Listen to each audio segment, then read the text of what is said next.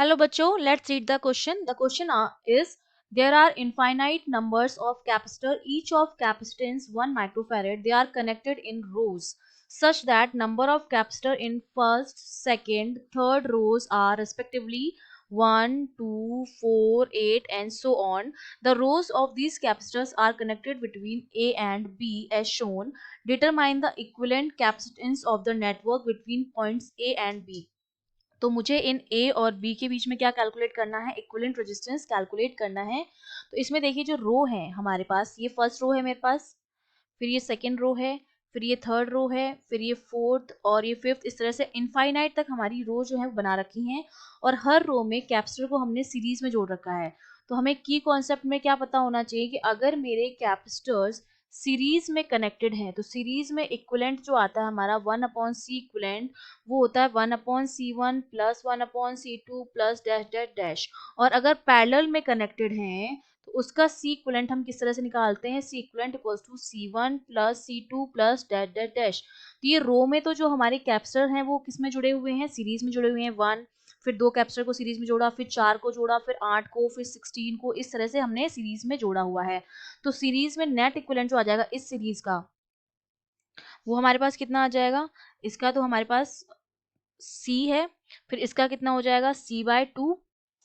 ठीक है, अगर C मान लूँ मैं इनका सबका कि ये C है, ये भी C और C है, ये C, इसका कितना आ जाएगा, जिसमें 4 जुड़े हुए हैं C/4 हो जाएगा। फिर अगर इसमें मान लूँ मैं 8 जुड़े हुए हैं तो इसका C/8 हो जाएगा। फिर इसमें अगर 16 मान लूँ तो ये C/16 हो जाएगा एंड सो ऑन, ये ऐसे चलता रहेगा।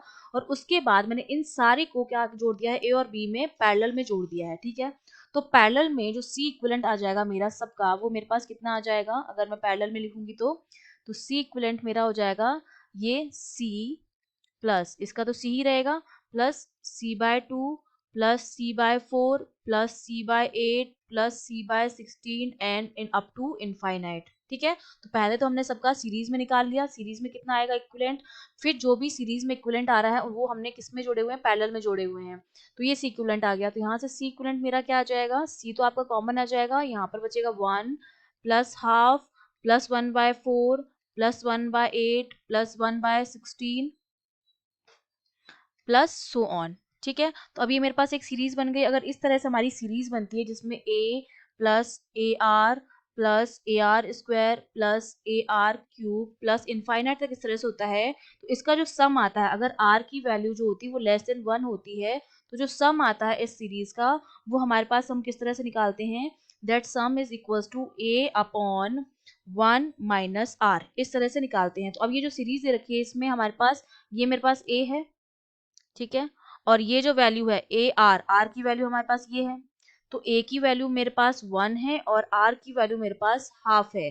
तो सी इक्विवेलेंट की जो वैल्यू हमारे पास आ जाएगी वो हमारे पास कितनी हो जाएगी, सी ए की वैल्यू 1 है upon a minus r, 1 minus half. इसको जो हम सॉल्व करेंगे तो सी इक्विवेलेंट मेरे पास जो आ गया वो 2C के बराबर आ गया, और सी की वैल्यू हमें दे रखी 1 माइक्रोफेरेड, तो सी इक्विवेलेंट मेरे पास कितना आ जाएगा, 2 × 1 माइक्रोफेरेड, तो ये बराबर आ जाएगा 2 माइक्रोफेरेड के। तो मेरा पूरा जो नेटवर्क था ए और बी के बीच में उसका इक्विवेलेंट रेजिस्टेंस मेरा कितना आ गया है, 2 micro farad. I hope you understood well, all the best.